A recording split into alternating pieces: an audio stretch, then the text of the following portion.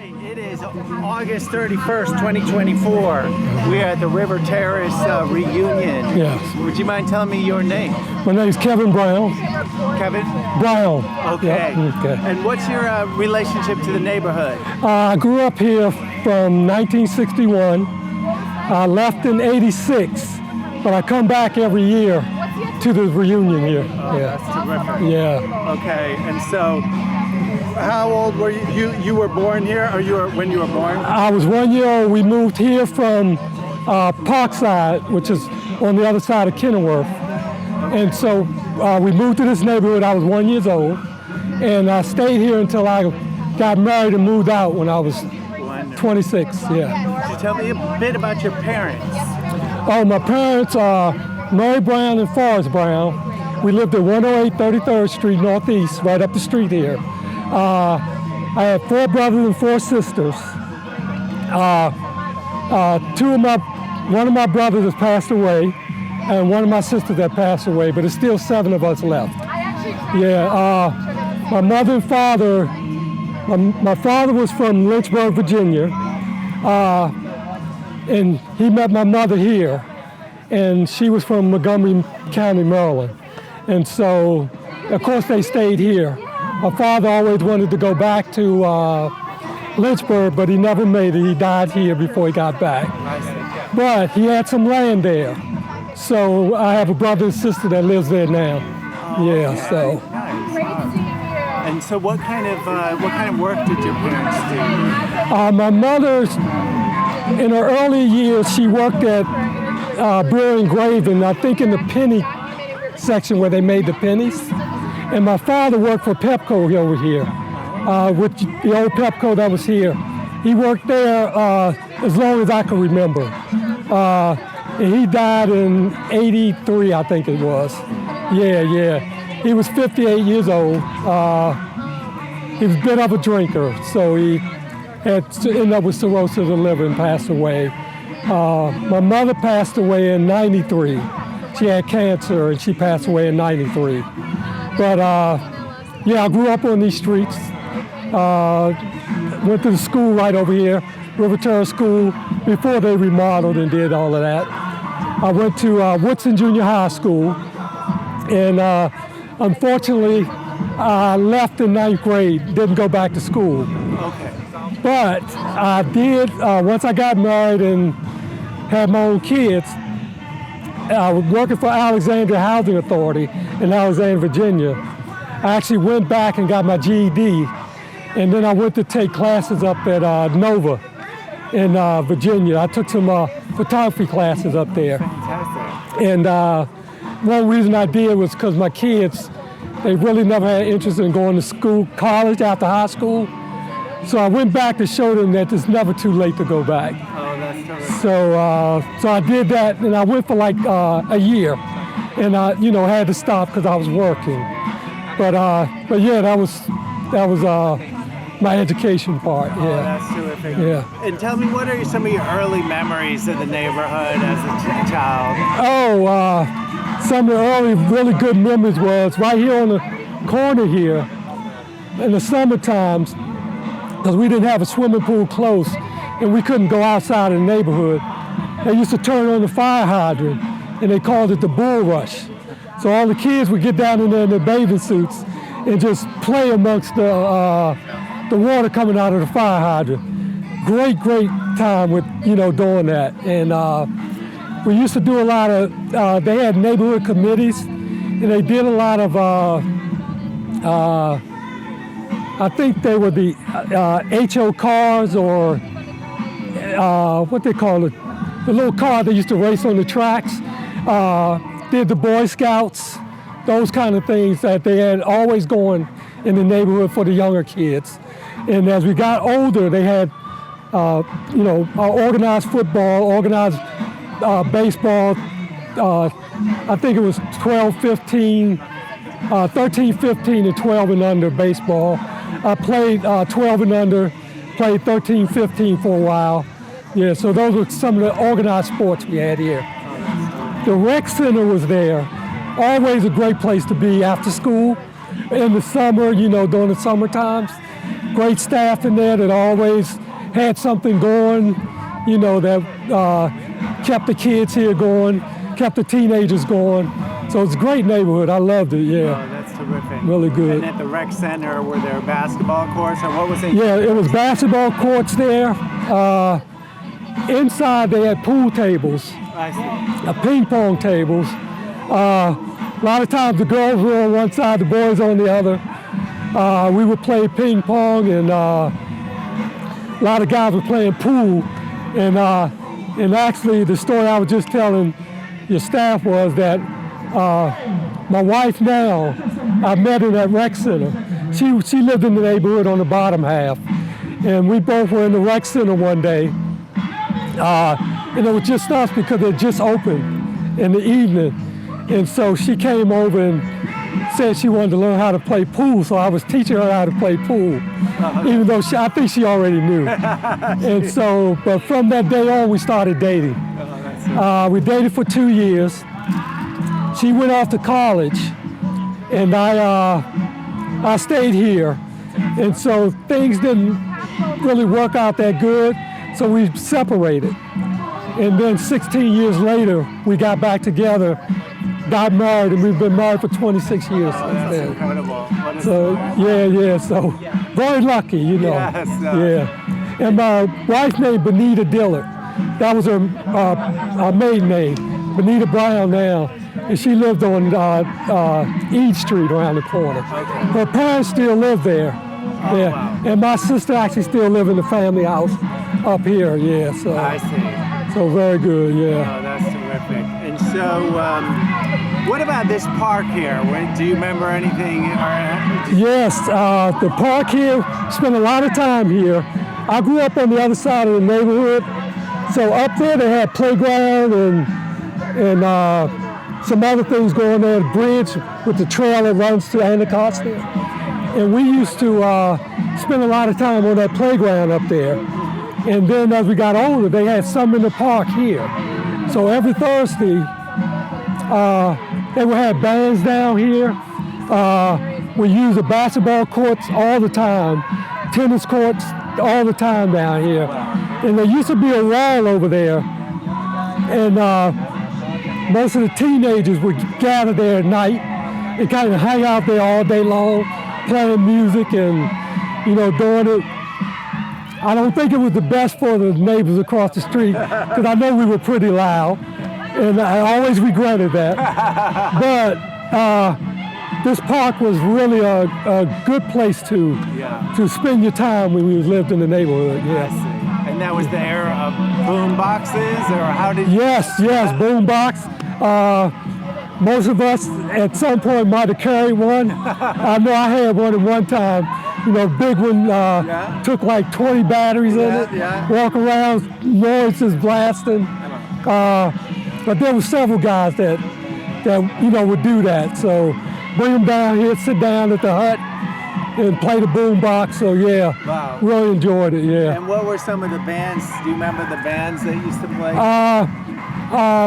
A lot of the bands that are still relevant now, like Chuck Brown, came down here. EU, Rare Essence.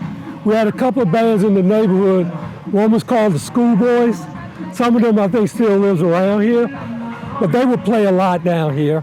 The other one, I forget the name they were, but they were a group that lived on this half of the neighborhood. They would play down here a lot. And so on Thursday nights, even some of the professional singers would be here. And the park would be just people, hundreds if not thousands of people in the park at one time listening. But things got a little rough where people were acting up, so the city had to stop doing it for a while. I see. Yeah, I don't remember what year they stopped it, but I remember eventually they had to stop it, yeah. Okay. But we still enjoyed the park, kind of thing. And this was it was a pretty big go-go scene then? Yes. It was mostly during the go-go scene and even before that. And it was a program, like here they did it on Thursdays, and I think they did it on Fridays over at Fort DuPont Park. I see. So it was certain places in the city that would have it each night of the week, and people would just go and gather. And so, yeah, really, really, really good time. You know, we enjoyed it. Yeah. So. And with your boombox, you remember what you were playing on your boombox, or other people were? I kind of grew up in the area where it was Parliament Funkadelic, you know, bands like Cameo, Parliament, Earth, Wind and Fire, Yes. you know, those kind of groups. Some of the other ones I can't think of right now, but in that whole era right there. Right. Yeah, you know, just listen to music, and a lot of times, you know, we were just talking down the street about Quiet Storm, which was a HUR radio station. They would start at 7 o'clock. I think it still goes on. I haven't listened to the radio in a while, but it's still Quiet Storm, where at 7 o'clock every night, Quiet Storm would come on, and the music would go from, you know, kind of like the go-go pop stuff, kind of like to the old soft, you know, music like Luther Vandross and Marvin Gaye type stuff, you know. And so that was something always ready to look for. Yeah, this is my wife, Anita. Hey, am I on camera? You I like to be on I camera. heard that you met playing pool at the rec center. Yes, 1979. Yeah, 79, you Yeah. remember, yeah. Did you or did you not know how to play pool before? I did. Yeah. Okay. I tricked them. I gotcha. And my family, Dillard family, have been here since 1968. Yeah. Yeah, so I'm going to go. Bye. Terrific. Yeah. Wow. So I was lucky second time around. Yeah. And so you, and was she with you on the boombox on the wall with the boom? At the time I met her, it wasn't the boombox wall, but Okay. it was a little later. But we did hang out in the neighborhood. Yes. You know, spend a lot of time together. You know, kind of Yes, thing. yeah. And back then we was kind of, for our little group, we was kind of like the couple of the neighborhood. People thought we would be married forever or be together forever, but we broke up and got back together. So it all worked out. Yeah. So. And do you still see those people that were part of that group? Yes, I do. We in fact, one of my best friends lived on this block, and he just passed away about a year or two ago. And so a lot of the guys that lived on this block, I would kind of hang down here. And so I still see a lot of them here when I come back. That's one of the good parts about coming back here. You know, you really get to see people and, you know, see how they're doing, and, you know, if need help, you try to help. If not, it's just good to see them. One of the other, my best friend, his sister, we just talked to her this morning. She wanted to be here, but she couldn't. So you know, that was that. Yeah. But great neighborhood. I loved it here. Yeah. Oh, that's terrific. And how, from your time as a child to now, how would you describe the changes that have taken place, if there have been any?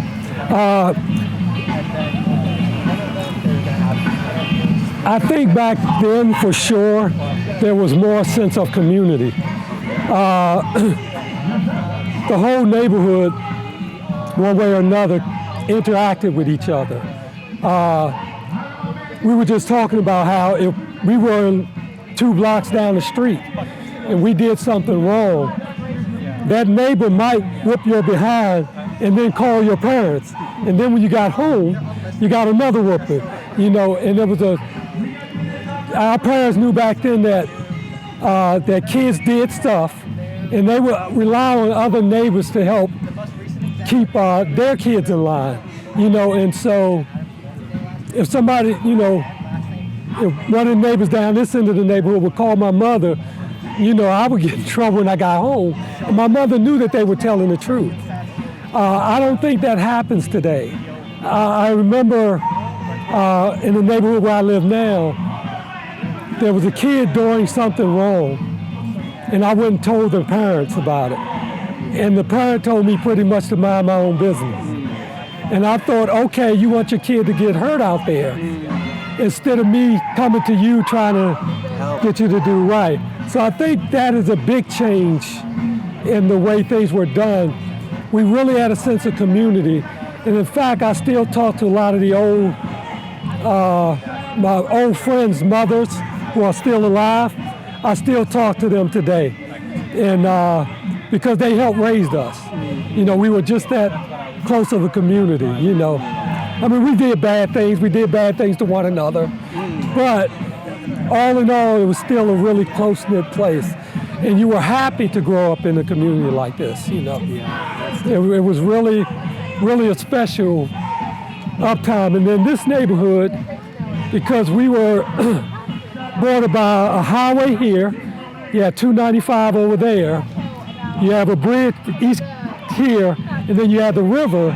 We were somewhat of a closed-in neighborhood. So if anybody came in outside of the neighborhood, you knew they didn't live here. So I think that also made it kind of special, that you knew the people that lived within your community, and anybody that wasn't in your community, you knew it kind of right away. So being closed in, I think it was a little more special, you know. All right, I gotta ask this. You don't have to answer, but so what were the bad things you all were doing that you're getting in trouble over? Well, as a kid, you know, just doing stuff. I mean, I remember doing stuff like taking the caps off of the cars, because some of them were a little fancy, and we'll put them on our bicycles, you know, kind of thing. As a kid, we would, parents tell us to be a certain place. We were always down by the river somewhere where we wasn't supposed to be down there, you know, kind of thing. And there was another time where some of the older teenagers at this particular time, at the bridge up there, there's if you go and where the bridge goes across, there's a cage up in there. We used to call it the bird cage. So you can go under the bridge, and if you were smart enough, you can climb up on the ledge and work your way into the bird cage. It was a pretty big place. So at the time, some of the older teenagers had taken furniture up there and other things up there, boom boxes and all that stuff. And they would literally go up there and have music, make out, you know, sex, whatever, you know. And as the older ones got older and wouldn't go, the younger ones would take over, you know. So it was always kind of a place to go. And it was away from the parents and stuff like that. So, and of course, as we got older, there were some other things that went on. And for myself, started drinking a little early. Smoking weed, doing some other things really early in life. I want to say I think I was smoking weed at 13, and probably started drinking at around 15, something like that. Unfortunately, it led to,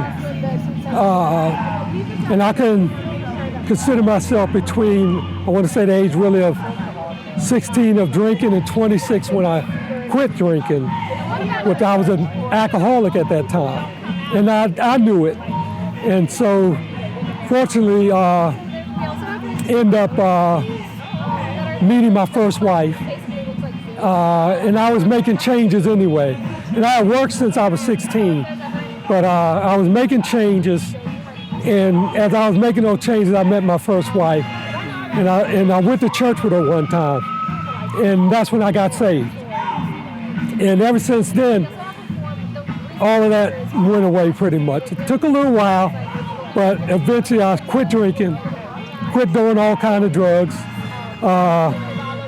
started going to church, had a stepdaughter by my first wife, a son with her, and then I have a stepson with my current wife. And but you know, getting out of that was a blessing. I mean, it was really, really, when I look back on it now, I was in pretty bad shape. And so right now I just thank God that it's over and I'm on the path for more now. So that was part of me not going to school, was the drinking and doing other stuff. But immediately, and just to say another story about how parents took care of kids. When I quit school at 16, actually I was 15. Yeah, 15 or 14. Anyway, after 9th grade, I quit school. And my father, I was at home, and my father called me in one day. It's about 6 months after I quit school. And he said that he was going to give me alternatives. He said, your first alternative is to go back to school, and he would let me stay in his house and help me till I finished school and on my way. My second alternative was to get a job, and not just get a job, but pay rent while I was there. And he said, and my third alternative was to get out of this house, and he gave me 30 days. Wow. Within 30 days, I was working. I had a job at 16. I've been working ever since then. And I'm 63 now. And what was your first job that you found? My first job was working for the company was called Tri-State. I was working, they were remodeling units in Alexandria, Virginia. And we would go in and clean them up after they did the remodel. I did that for 1 year. The next year, I was transferred onto their landscaping crew, and I worked there for 10 years. I worked my way up to foreman on that crew, and then I left there, and I went to Alexandria Housing Authority in Alexandria, Virginia, and that's where I retired from last year. Yeah. So. Okay, I have one question now. Circling back, so your dad worked at the Pepco. Yes. And as I understand it, was there was a neighborhood action or concern about that plant, or? At the time, I don't think it was. Okay. Yeah, there was nothing. I actually had, I think 2 of my brothers worked there too. I see. And, but back then it wasn't an issue about the chemicals or the stuff that's going on. I know the stuff that's in the issue within the last 15 or so years. So I don't know if that contributed to his issues or not, kind of thing. Right. But I just found out about that, it was long after he passed away.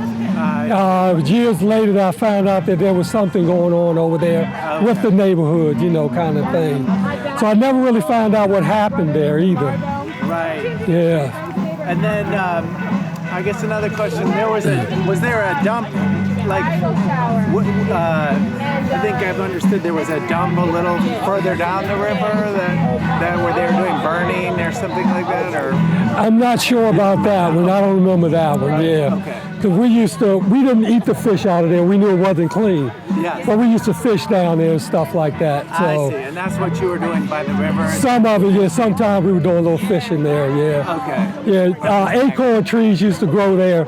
So we would go get the acorns and make little acorn pipes. Okay. Stuff like that, kind of things like that, yeah. Right, so just kind of hanging out by the water. Hanging out by the water, yeah. All around the neighborhood, yeah. And what was do you have any memories of what the river itself was like back then? All I knew was dirty. It was dirty water. And every now and then we used to see, the fish dead, just floating around over there. And one of the guys in the neighborhood, I heard a story, and it was true because my brother told me, he swam across the water, which we thought was the water was so dirty, we knew it wasn't a good thing to do, kind of thing. But, we didn't do a lot in the water. Just, like I said, we would fish, throw it back, kind of thing, and just play around when the water low tide. Sometimes you could step out on the dirt down there that was down there, so that kind of stuff, Yeah. So what do you, I know you still come back, the neighborhood's important to you. Yes. What do you hope for the future of River Terrace? Well, I'm hoping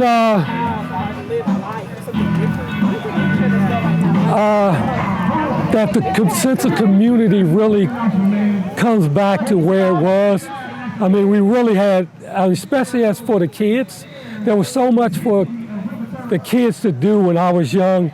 They had the brownies when we were young. They had the Cub Scouts, the Boy Scouts. You had organized activity from the rec center. They had a neighborhood organization that would do the Hot Wheel car races and tournaments and stuff like that. They organized softball, baseball, organized football. You know, I don't know if that's still going on in the neighborhood, but I don't hear anything about it. But that's something, I think this neighborhood is big enough that it could happen, yeah. So hopefully that sense of community really comes back to the neighborhood. And I would like to see things like this just get even bigger. You know, I know there's a lot of new neighbors, and I actually love to see the neighborhood integrated like it is now. I mean, that's a really important thing to me. Growing up in the neighborhood, it was a majority black neighborhood. And I remember I had an ear infection. I remember my mother taking me to the free clinic over in Parkside. And this was early 70s. And being a young black kid from DC, listening to the stories, there was fear of white America. And so when I had that ear infection, I went over to the clinic, and I went there, and all these kids there crying and doing this, you know, because it's a clinic. You don't know what's going to happen. So anyway, there was a nurse there. Couldn't remember her name. All I could tell you, she had this beehive hairdo, white woman, and I was scared to death. Because all I was told was that white people didn't treat black people right. So I'm over there, I'm kind of nervous. So it's my turn to go back, and I think I'm starting to cry, if I can remember crying. And she grabbed me, and she hugged me, and she kissed my forehead and really comforted me while I was back there because my mother wasn't back there. And I thought, and it really opened my eyes to never judge a book by its cover. And so that was the beginning of me opening my eyes to seeing people for who they are and not by who they look like or who somebody else tell me they are. And then when I got out to work in Virginia at 16, I also had a similar experience because I was kind of scared. I didn't, you know, I just knew that people said it was, you know, racist people out there, you know. So I get out there and I'm working amongst majority white people. And if I can tell you a quick story, I was working there. I was working on a landscaping crew, and I became a foreman. There was a young white guy that helped me get a position as a foreman. And so amongst this group of hierarchies, there was a project director. There was a girl that was his girlfriend, a short brunette. There was a tall blonde girl. She didn't speak to many people at all. She just walk around and do her job. There was another white guy, hippie-looking guy, long, you know, back then we called him hippie, long hair, always speaking, hey, what's going on kind of thing. And then there was a Spanish guy that worked with us. And then there was the white guy that helped me get the job. So I thought the project director was the director of the project. He was clean-cut cowboy boots. So my opinion kind of was that this was kind of a racist cowboy, you know, Southern type guy. And, you know, so, but he helped give me the job.